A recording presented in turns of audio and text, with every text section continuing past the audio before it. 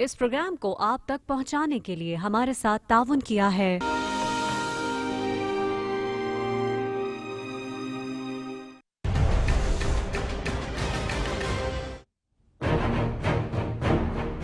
फैसला किया है कि हमारी पार्लियामेंट्री पार्टी हम कल जा रहे हैं पार्लियामेंट में। मैं तारीख चलाऊंगा अगर मेरे 4 मुतालबात नहीं माने जाते।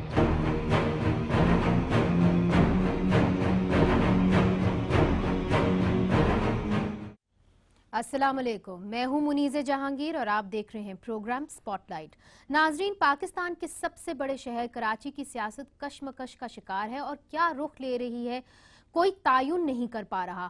आज हमने एक ऐसी शख्सियत को दावत दी है जो कराची की दोनों बड़ी जमातों का अहम हिस्सा रह चुके हैं। 2008 से 2011 तक पाकिस्तान पीपल्स पार्टी की टिकट पर वफाकी वजीर बराए पोर्ट्स और शिपिंग रहे। लियारी, जिसको पाकिस्तान पीपल्स पार्टी का गढ़ कहा जाता है, आप गुज़िश्ता 2 दिहाइयों से वहां से मुसलसल जीतते आ रहे हैं। लेकिन 2013 में आपने पाकिस्तान पीपल्स पार्टी से इस्तीफा दिया और MQM में शमूलियत इख्तियार की। 2013 के आम इंतखाबात में MQM के सियासी गढ़ हल्का 246 से आपने इलेक्शन जीता। लेकिन 2015 में आपने MQM से भी इस्तीफा दे दिया और कौमी असेंबली की निशस्त भी छोड़ दी और इंकशाफ किया 2013 के इलेक्शंस जो हैं, जो जिस सीट से आप जीते थे उस सीट के ऊपर धांधली हुई थी। जी हाँ, हम बात कर रहे हैं नबील गबोल साहब की। बहुत बहुत शुक्रिया नबील साहब हमारे इस प्रोग्राम में शिरकत करने का। Thank you ji. और हमारा जो प्रोग्राम है जमहूरी प्रोग्राम है, कम अज कम that's what we like to believe. तो कुछ ट्वीट्स आई हैं, लोग आपसे सवाल करना चाहते हैं चूंकि आप एक अवामी शख्सियत हैं। इजाजत दीजिए। आयरिश मलिक कहती हैं, नबील गबोल साहब लियारी के लिए अब क्या करेंगे और इलेक्शन किस प्लेटफॉर्म से लड़ेंगे। और उमर पठान कहते हैं, मुसलसल सियासी जमातें बदलने की कोई खास वजह। नबील साहब, पहले तो मैं जवाब दूंगा जो पहला आपने ट्वीट मुझे पढ़ के सुनाया कि मेरा इरादा, मैंने इलेक्शन कैंपेन स्टार्ट कर लिया अपना और मैं 2018 से वापस अपने हल्का, पुराना हल्का जो मेरे बाप दादा यहाँ से इलेक्शन लड़ते हुए आ रहे हैं, लियारी से मैं लड़ूंगा इंशाल्लाह। मुझे फ्रैंकली नहीं पता है कि मैं किस हैसियत से लड़ूंगा। मुझे नहीं पता है कि मैं आज़ाद लड़ूंगा या मैं किसी जमात से लड़ूंगा, लेकिन मैं लड़ूंगा ज़रूर इंशाल्लाह।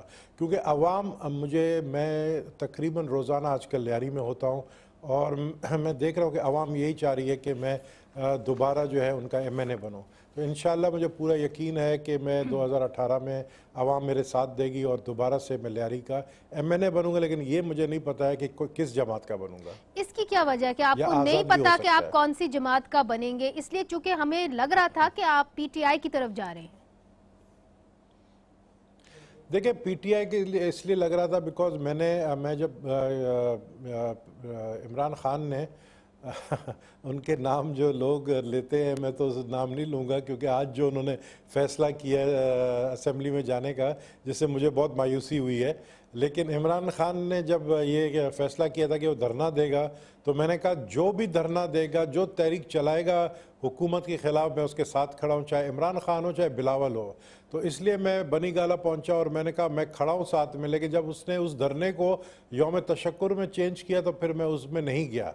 तो मैं PTI में नहीं गया। मैं अभी तक किसी जमात में नहीं हूँ और मैं बड़ा एंजॉय कर रहा हूँ एज आज़ाद शख्सियत। और आज़ाद शख्सियत सियासत में ऐसे ही है जैसे कि आप बैचलर होते हैं। नबील गबोल साहब, चले अल्लाह ना करे आप बैचलर ज़्यादा देर रहें, इसलिए चूंकि जाहिर है ये सियासी जमातों का एक मंजरनामा होता है, मैदान होता है। इंडिपेंडेंट पहले भी आप नहीं लड़े, MQM के टिकट से लड़े या पाकिस्तान पीपल्स पार्टी के टिकट से लड़े, तो हम क्या समझे कि क्योंकि आप इमरान खान साहब की तरफ इशारा कर रहे हैं कि वो बार बार यू टर्न लेते हैं, आप नहीं कहना चाह रहे थे, मैं कह देती हूँ चूंकि लोग कहते हैं, क्या इसी वजह से आप उनकी पार्टी नहीं ज्वाइन करना चाह रहे हैं? देखिए, इमरान खान ख़ुद बहुत अच्छा आदमी है, कमिटेड आदमी है, मुल्क के लिए सिंसियर है, सब कुछ है। लेकिन आप किसी पोस्ट पे आएंगे तो आप तब्दीली लाएंगे और आपको तब्दीली लाने के लिए अपने कुछ तरीक़े कार तब्दील करने। उनके जो राइट लेफ़्ट जो लोग उनके बैठे हैं, जो उसके सियासी मुशीर हैं, जो कि सियासतदान भी नहीं हैं, आई थिंक वो उसको कभी कभी जो है गलत एडवाइस देते हैं, जो कि आज मैंने ट्वीट भी एक किया था जिसमें इमरान खान साहब ने ये फैसला किया कि वो दोबारा से जो उन्होंने फैसला लिया था उसको उसके बरक्स वो असेंबली में जाने के लिए उन्होंने ऐलान कर दिया कि कल वो असेंबली में जाएंगे।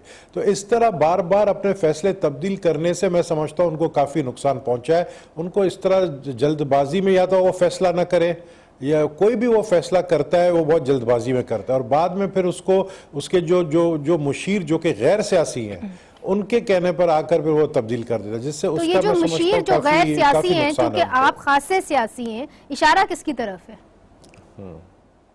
मैं किसी का नाम नहीं लूंगा, सारे मेरे दोस्त हैं, लेकिन मैं ज़रूर ये कहूँगा कि सारे इनमें 2 शख्स जो सियासी हैं उनके अलावा मोस्टली मैं समझता हूँ 80% वो लोग हैं जो गैर सियासी हैं, जो इकोनॉमिस्ट हैं, जो डेंटिस्ट हैं, जो बिजनेसमैन हैं, ब्यूटिशियंस हैं, जो ब्यूटिशियंस कौन है इसमें नबील कबूल साहब? ब्यूटिशियन कौन है इसमें? आप जितना बोलेंगी मैं नाम किसी का नहीं लूंगा। अच्छा चले कोई मैं किसी को नाराज नहीं करना चाहता हूँ। अच्छा, मगर देखिए लोग आपसे नाराज है, जिस तरह आपने कहा ना कि यू टर्न से भी लोग जो है वो नाला हो जाते हैं, तो लोग समझते हैं कि जो लोग पार्टीज बदलते हैं, माफ करिएगा, वो उससे भी लोग नाराज होते हैं। तो कदीर अब्बास साहब दिखते हैं और आपसे पूछना चाहते हैं कि गबोल साहब, आप अपनी सियासी जो इनिंग्स हैं वो खेल चुके हैं, क्या आप इस तज्जिए से इत्तेफाक करते हैं? इतनी दफा आपने पार्टी बदली, कम से कम 2 दफा। देखें मुनीजा, जो लोग ये कहते हैं, मुझे तो ट्विटर में बड़ी हंसी आती है, पहले मुझे गुस्सा आता था इन पर, अब मैं उन बेवकूफ़ों पे हंसता हूँ, क्योंकि ट्विटर के अंदर 50% बेवकूफ़ बैठे हैं और वो बेवकूफ़ है जिनको हकीकत का नहीं पता है और उनको ये नहीं पता है कि पास्ट रिकॉर्ड किया है। मैंने सिर्फ एक पार्टी तब्दील किया है, मैं पीपल्स पार्टी से MQM में गया। मैंने बहुत सारी पार्टियां चेंज नहीं की हैं। अगर आप दूसरे सियासतदानों को देखें तो उन्होंने कोई 5-6 पार्टियां चेंज की हैं। तो मैं समझता हूं कि ये कहना कि जी इतनी पार्टियां चेंज की, उनको कुछ बैकग्राउंड ही नहीं पता है। कोई तो ये कहता है लोटा, अब आप खुद सियासत को जानते हैं अच्छी तरह, लोटा किसको कहते हैं? उसको कहते हैं जिसकी टिकट पर आप इलेक्ट हो जाए और उसके साथ धोखा करें, उसको छोड़कर किसी और पार्टी में जाएं। तो मैंने तो पीपल्स पार्टी के जब एमएनएशिप से रिजाइन जब छोड़ दिया, उसके बाद मैं MQM में गया और MQM से भी रिजाइन करके फिर मैं अभी तक किसी पार्टी में नहीं गया हूं। हाँ, मगर नबील कबूल साहब, आपने जो ट्विटर के लोगों को बेवकूफ कह दिया, लोग बहुत नाराज होंगे, आपको पता है, सारे सियासतदानों के, यहाँ तक के मुझे तो हमारी फौजी क़यादत की भी एक ट्विटर पे है, तो हम इस तरह तो नहीं कह सकते ना। चले अब अगर आगे बढ़ते हैं, मैं बार बार कहूंगा 50% बेवकूफ भी है, 50% जो है इलिटरेट भी है, जिनको ये समझ नहीं आती है पॉलिटिक्स की कि वो उनको बैकग्राउंड नहीं पता, उनको हकीकत नहीं पता क्या हो रहा है। वो सिर्फ बैठ के ट्विटर पे जो है वो ऐसी ट्वीट करते हैं जिसका कोई न सर होता है ना पैर होता है। नबील कबूल साहब, ये बताइए कि ट्विटर को छोड़ते हैं, धांधली की बात करते हैं, चूंकि इमरान खान साहब आपके जो दोस्त हैं हमेशा धांधली की ही बात करते हैं, मगर हमने क्या देखा कि जो 2013 के इलेक्शंस थे उसके बारे में आपने खुद ही कह दिया कि जिस सीट से आप जीते थे उस पे धांधली हुई थी। तो मैं इस बात पे हैरान हूं कि उस वक्त आपने MQM से इस्तीफा क्यों नहीं दिया? Why did you wait till 2015 to give your resignation? Again मैं इसमें आपको नहीं कहूँगा कि आप ने रिकॉर्ड पास्ट मेरे स्टेटमेंट्स को सही तरह समझा नहीं समझा। मैं ये नहीं कहूँगा कि आप ना समझ है। मेरी जो स्टेटमेंट है उसको अगर आप देख लें, मैंने कहा था जियो के प्रोग्राम में आपने कहा था, स्टेशन पर गया, हाँ मैंने कहा था कि जब मैं पोलिंग स्टेशन में गया तो मैंने देखा पोलिंग स्टेशन में इतनी लंबी लाइन नहीं थी। उसके बाद फिर मैं गया 90 में मुझे जो अब PSP में है जो है अपना क्या अनीस कायम खानी, सॉरी, हाँ अनीस कायम खानी के पास मैं गया। मैंने कहा भाई मैं जब भी इलेक्शन लड़ता तो मैं अपने पोलिंग स्टेशंस विज़िट करता हूं, तो मुझे बताएं कि कौन से ऐसे पोलिंग स्टेशंस हैं जिस पे मुझे विज़िट करना चाहिए जो सेंसिटिव है। तो उनका जवाब था, उसने कहा नबील साहब आपको 1.5 लाख से ज़्यादा वोट मिल जाएंगे, आप घर जाके आराम से सो जाएं, आपको क्या ज़रूरत है। तो मैंने कहा यार मैं तो एक पोलिंग स्टेशन में गया, वहाँ तो मुश्किल से 15-20 लोग थे, तो और उस पोलिंग स्टेशन का जब रिजल्ट आया तो मैं हैरान हो गया कि उस पोलिंग स्टेशन का सिर्फ एक बूथ का रिजल्ट जो है वो तकरीबन कोई 2000 आया। तो उस तरीके से मैंने कहा कि मैंने धांधली, इस चीज़ को मैं समझता हूँ और मैं बिलीव करता हूँ कि वो धांधली हुई थी। अब उस पर लोगों ने जो है मुझे क्रिटिसाइज किया। देखिए हमारी कौम क्या है, नहीं, आप मगर सच्ची बात करो आपको गालियां देंगे। इधर ही रुक जाए ना, क्योंकि आपने कहा कि मैंने आपकी वो पूरा इंटरव्यू सुना जो आपने दिया था एक टीवी चैनल को, निजी टीवी चैनल को, और उसके अंदर आपने ये भी कहा कि मैं इतना शौक था, मेरे चेहरे के ऊपर वो सारा नजर आ रहा था कि मैं वहां से जल्दी से निकल गया कि लोग ये ना कहें कि भाई मेरे से इंटरव्यू ना कर लें। तो उस वक्त जब आपको ये पता चल रहा था कि यहाँ पे इस प्लेटफॉर्म से धांधली हो रही है, तो कोई आपने आवाज नहीं उठाई? आपके नाकदीन आपसे ये पूछेंगे?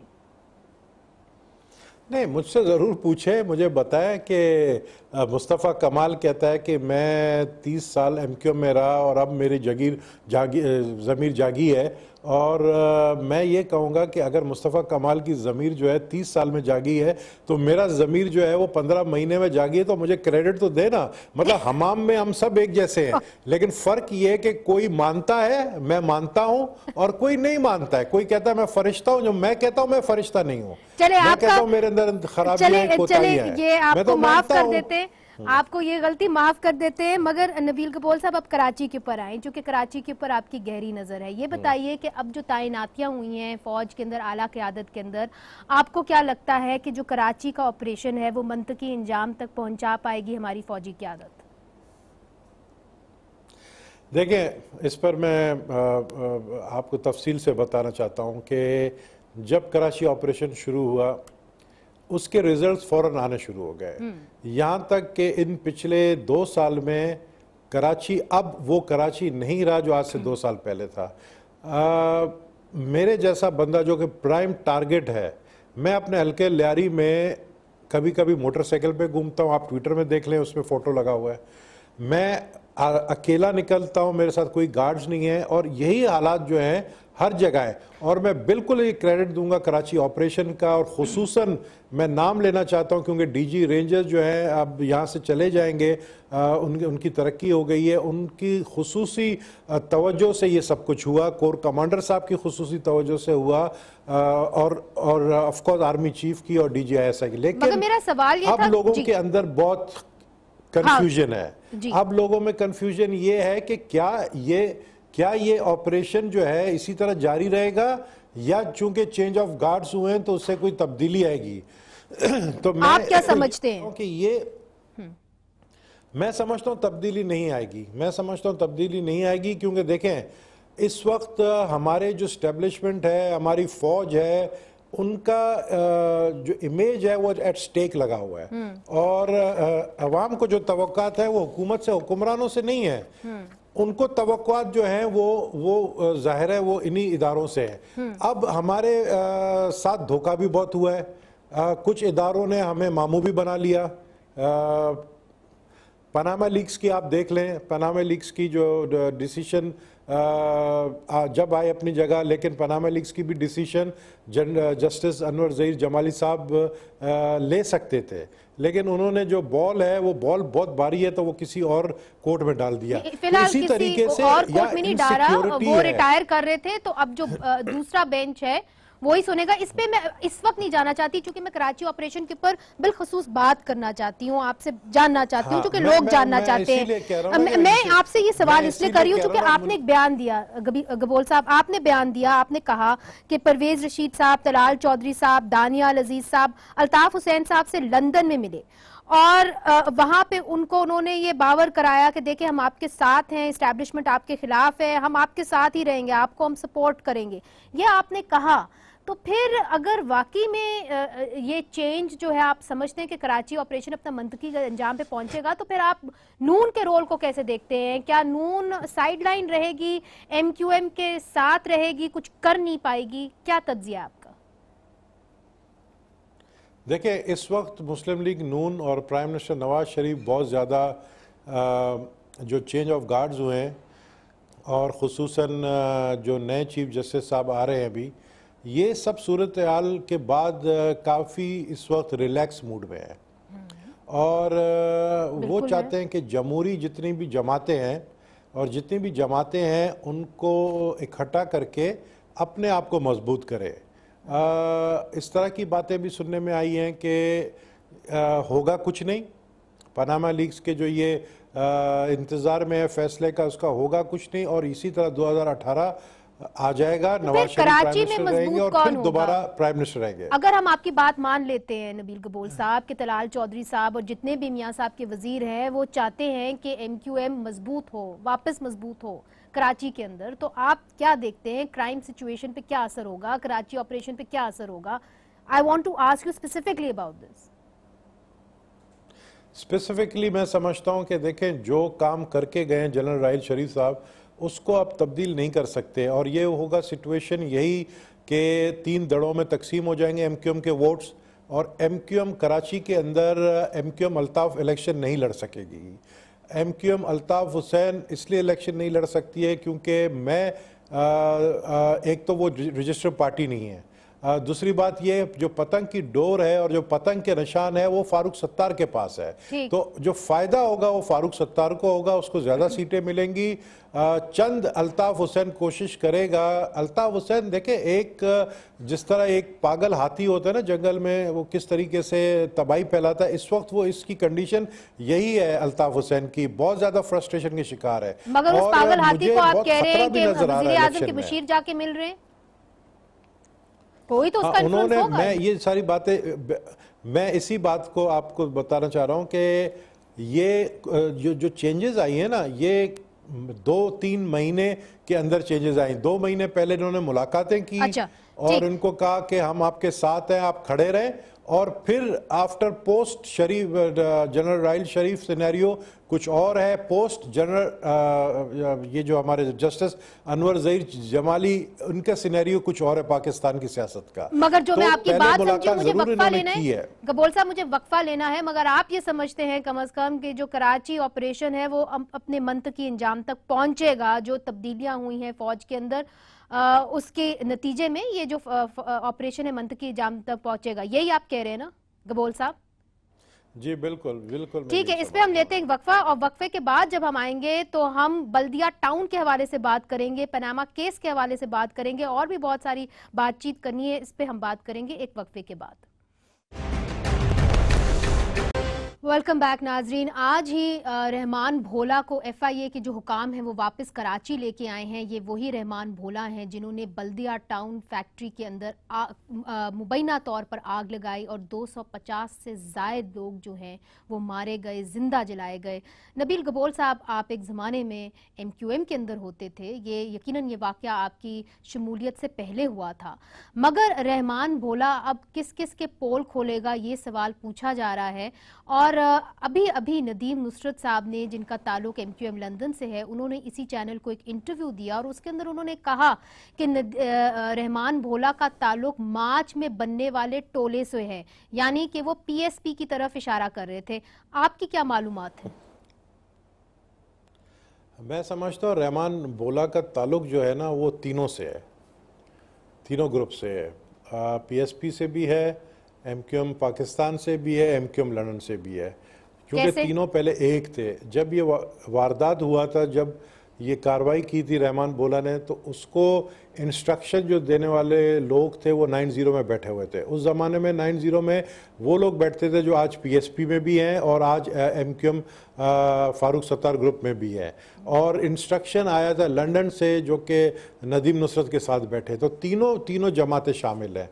आज हर कोई डिसओन उसको कर रहा है, ये तो पुरानी पॉलिसी है MQM की। लेकिन अब जो पकड़ा जाता है चोर या डाकू या क्रिमिनल, तो वो MQM लंदन का हो जाता है, और जो अगर ड्राई क्लीन उसको करना है तो वो फिर PSP का हो जाता है। तो ये तो ड्राई क्लीन कौन करता है सर? क्या बोल सकते हैं? ड्राई क्लीन कौन करता है इनको? मतलब ये एक इम्प्रेशन दिया है मुस्तफ़ा कमाल ने कि जो मेरे पास आएगा उसके खिलाफ कोई कार्रवाई नहीं होगी। तो ड्राई क्लीन मशीन तो जाहिर है मुस्तफ़ा कमाल के घर के पीछे लगा हुआ है, लेकिन उस ड्राई क्लीन मशीन को अब वो भी नाकारा हो गया है, उसके भी पुर्जे डीले हो गए हैं, अब वो भी ड्राई क्लीन नहीं कर पा रहा है। और मैं समझता हूँ कि क्यों नहीं ड्राई क्लीन कर पा रहा? क्या वजह है जो है नबील गबोल साहब, क्या वजह है? क्योंकि देखिए, जो मैं समझता हूँ मुस्तफ़ा कमाल के साथ हाथ हो गया। हाथ हो गया मतलब ये हम अपनी जुबान में बात करते हैं, उसका ये हाथ हो गया कि मुस्तफ़ा कमाल को ये कहा गया था कि आप फौरी तौर पर आ जाए पाकिस्तान, ये गैर सियासी लोगों ने क्या कहा था, क्योंकि अल्ताफ़ हुसैन आखिरी सांसों में है तो तुम्हें मौका बहुत अच्छा है कि तुम आके MQM को लीड कर सको। लेकिन अल्ताफ़ हुसैन ने पता नहीं आबे हयात पिया, क्या चक्कर है कि वो जाता ही नहीं है ऊपर। नहीं, चलिए, अब किसी की मौत की तो हम दुआगो नहीं हो सकते, मगर आपने कहा कि उनको बुलाया गया गैर सियासी लोगों ने, तो ये बताइए कि गैर सियासी लोग जो सरगर्म हैं इस वक्त, क्या इशरत अल उबाद का जाना भी कुछ इसी की चपकलिश के नतीजा था? देखिए, बातें बहुत हैं, बातें बहुत सुनते हम हैं, कुछ हकीकत हैं, कुछ अफसाने हैं, और यहाँ पर तो 3 औरत 3 कहानियों वाली भी स्टोरी है। लेकिन मैं सिर्फ इतना कहूँगा कि मैं चूँकि मेरा एक तरीक़ेकार है, जब टॉक शोज़ में आप माशाल्लाह बड़ी ब्रिलियंट होस्ट हैं, आप मुझसे मेरे मुंह से नाम निकालना चाहती है लेकिन मैं निकालूंगा नहीं। लेकिन हाँ, इसके भी पीछे मैं समझता हूँ कि कुछ हमारे बलोचों का हाथ है। बलोचों का हाथ है? अच्छा, चले, वो बलोच कौम जो थे ना, आपको पता है कि हम गबोल भी बलोच हैं, जमाली भी बलोच हैं, इसी तरह बलोच कौम का हाथ है। बलोच कौम का हाथ है। चलें, इसको इधर ही रहने देते हैं, मैं समझ गई हूँ आप क्या कह रहे हैं, मगर सईदुज़्ज़मान सिद्दीकी के हवाले से आप क्या समझते हैं कि एक मुनासिब चॉइस थी कि उनको गवर्नर लगाया जाए? क्या वजह थी कि उन्होंने कराची जैसे शहर में, जिसको जो तवज्जो का मुंतज़िर है, आपने वहाँ पे इनको लगा दिया सईदुज़्ज़मान सिद्दीकी को, और वो अब तक बीमार हैं, अल्लाह उनको सेहत दे, मगर वो बीमार हैं and he is not in a position to really take on an active role. देखें, एक तो नवाज शरीफ साहब बहुत जल्दी में थे इशरत अल उबाद को हटाने में, फिर दूसरी बात जैसे मैंने कहा कि बलोचों का हाथ है सईदुज़्ज़मान सिद्दीकी को लगाने में, तो अब वो जल्दी का फैसला अल्लाह उनको बलोचों का हाथ है कि बलोच का हाथ है?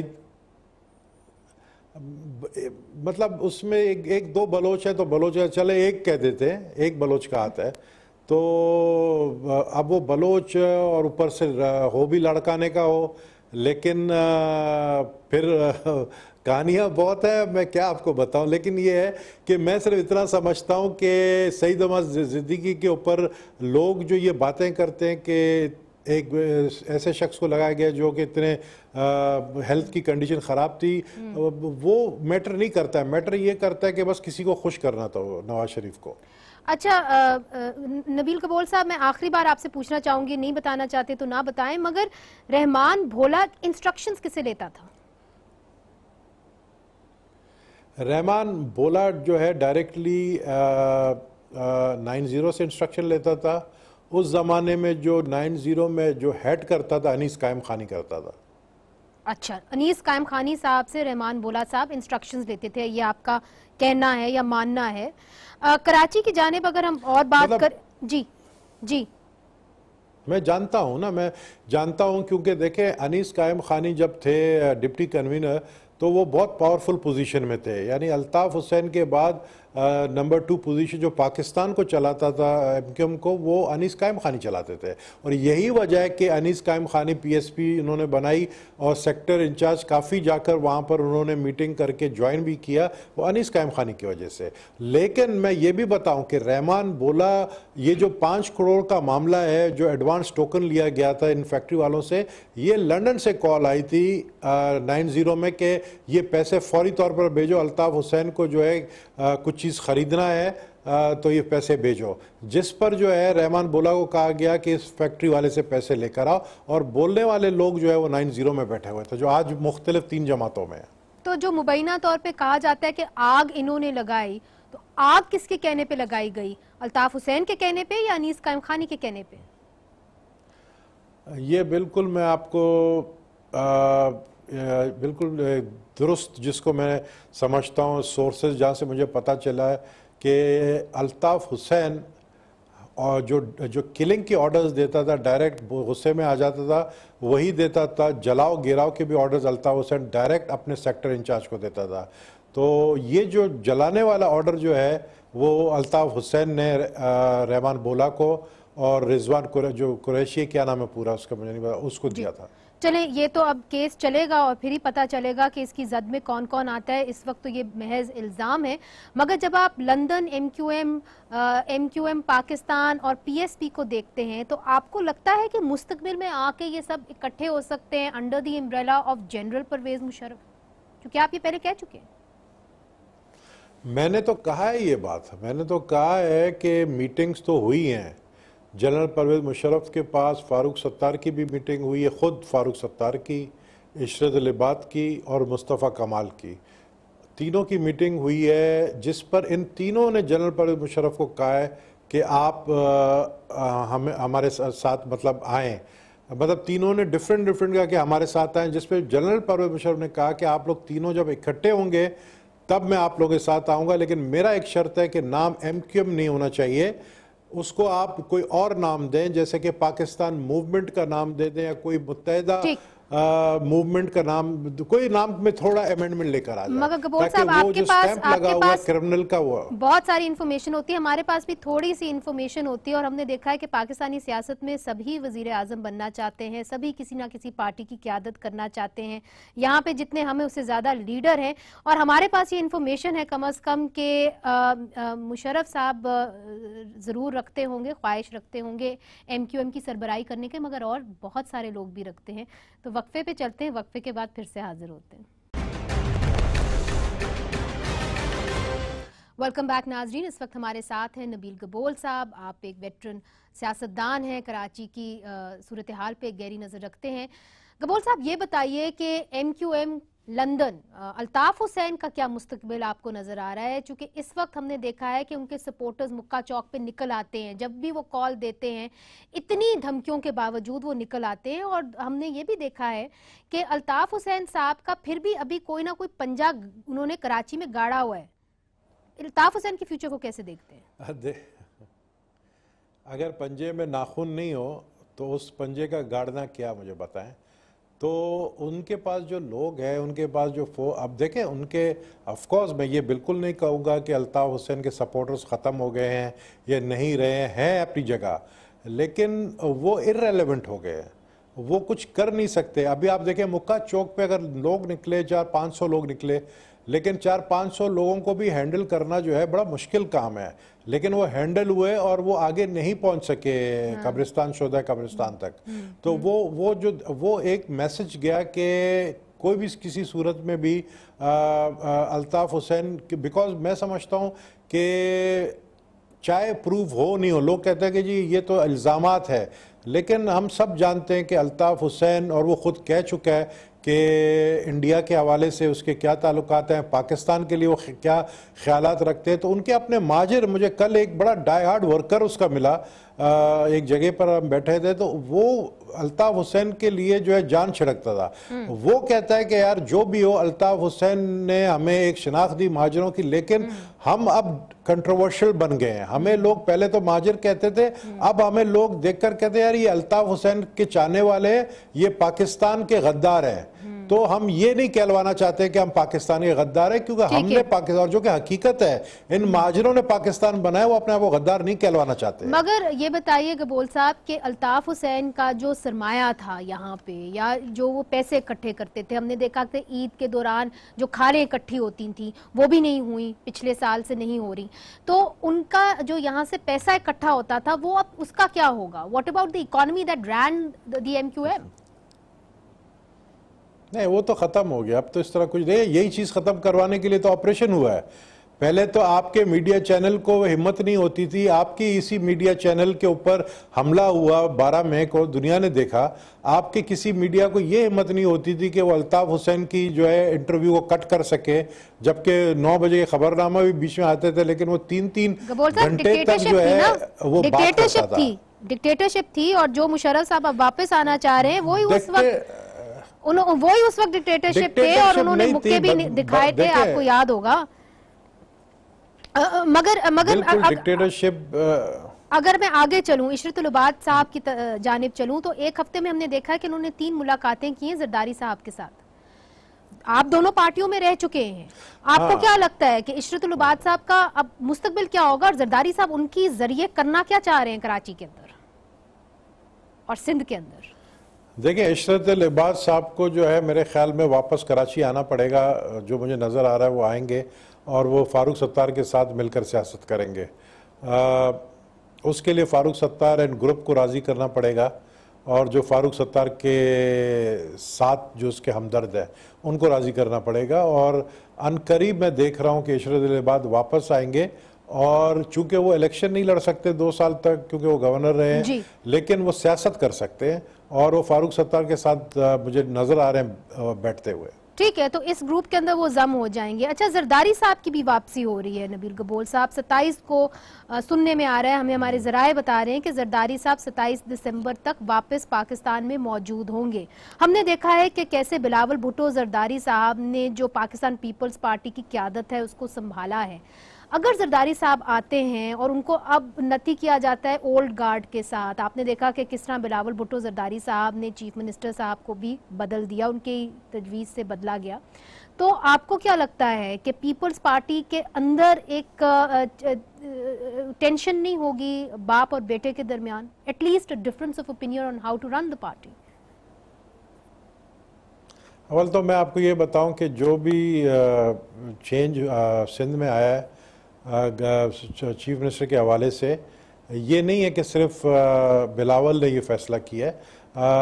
ऑफ कोर्स जरदारी साहब का ये फैसला है, बिलावल साहब की डिमांड हो सकती है लेकिन फैसला जो है वो जरदारी साहब का है। और मुझे नज़र नहीं हो सकता है कि कोई आपस में कोई किसी बात पे भाई भाई आपस में इख्तिलाफात रखते हों, बाप बेटा भी रखते हों, लेकिन अल्टीमेटली उनको साथ रहना पड़ेगा पार्टी को चलाने के लिए। तो वो चीज़ दोनों समझते हैं और मैं समझता हूं कि जरदारी साहब जब वापस आएंगे तो वो उन्होंने लॉन्च ऑलरेडी कर लिया है बिलावल को पंजाब में, और ख़ुद जरदारी साहब शायद सिंध में रहें या वो पंजाब में रहे, लेकिन ये है कि जो आपकी इन्फॉर्मेशन है वो बिल्कुल दुरुस्त है। अच्छा, खबर ये है कि फरियाल तालपुर साहिबा जो है वो अपनी सीट विकेट करेंगी और बिलावल भुट्टो को शायद वहां से मौका मिले इलेक्शन लड़ने का। मैं आपको दिखाना चाहती हूँ एक छोटा सा शॉट कि बिलावल भुट्टो जरदारी साहब और फरियाल तालपुर साहिबा की क्या रिलेशनशिप रही है, वो मैं आपको दिखाती हूँ, जरा मुलाहिजा फरमाइए। 2 रोज में ऐसे वाकयात हुए, उवैस शाह वाला और अमजद साबरी वाला, सिंध गवर्नमेंट ने इसके लिए क्या इकदाम किए और आप जवाब दो, सिंध गवर्नमेंट जवाब दो। अच्छा, ये जो सुहेल अनवर सियाल है ये फरियाल तालपुर साहब के फरियाल तालपुर साहिबा के बहुत करीब हैं, और जब भी बिलावल भुट्टो जरदारी से सिंध के बारे में कहा जाता है तो वो सिंध हुकूमत कहते हैं, सिंध हुकूमत जवाब दो, और उसके हमने देखा है कि फरियाल तालपुर काफी सरगर्म रही हैं। तो how do you see the relationship between the nephew and the aunt?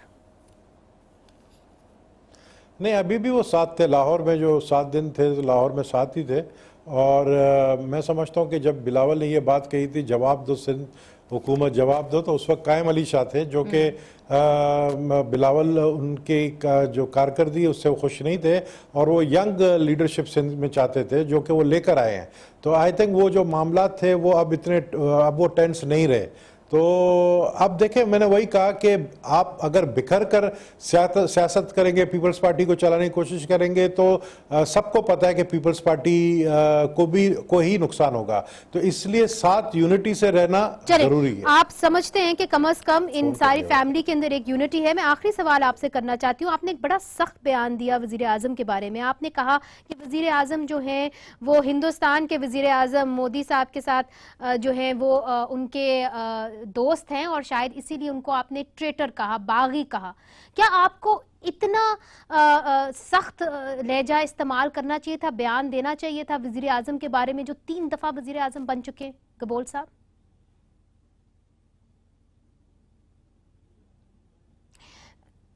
मेरा ख्याल है कि नबील गबोल साहब को इस वक्त मेरी आवाज नहीं आ रही। गबोल साहब, आपको मेरी आवाज आ रही है? जी, नबील गबोल साहब को इस वक्त मेरी आवाज नहीं आ रही। नबील गबोल साहब, आपको मेरी आवाज आ रही है? मुझे अभी आ रही है। जी, आखिरी सवाल मैं आपसे करना चाह रही थी, मैं फिर से रिपीट कर देती हूँ कि आपने वजीर आजम या नवाज शरीफ साहब के बारे में कहा कि वो वजीर आजम मोदी के यार हैं, इसीलिए वो गद्दार हैं। जब आप इस तरह के सख्त बयानात देते हैं तो आप क्या ये नहीं सोचते कि 3 दफ़ा वो मुंतखब वज़ीर आज़म हैं? आफ्टर ऑल बाकी सारी जमातों ने और पाकिस्तान के लोगों ने बनाया है, एजेंसीज ने उनके नीचे काम किया है, आप सबकी तजलील नहीं कर रहे क्या? देखें, मुझे एक बात बताएं, क्या लोग ये नहीं समझते हैं कि एक तरफ आप मोदी को बुलाते हैं अपने सालगिरह पर और अपनी पोती के शादी पर, और फिर अगले महीने लाइन ऑफ कंट्रोल पे इंडिया हमला करती है हमारे ऊपर। आप ये नहीं समझते हैं कि मोदी जो कि वहाँ तो आप कह रहे हैं कि मियां साहब ने उनको कहा कि आप हमारे ऊपर हमला करें घर बुला के? I mean, what are you मैं saying? नहीं कह रहा हूँ कि वो कह रहे हैं, मैंने ये नहीं कहा उन्होंने कहा हमला करें। आपकी इतनी जब दोस्ती है कि अगला प्राइम मिनिस्टर आपके साथ सालगिरह मनाने आ सकता है, लेकिन वो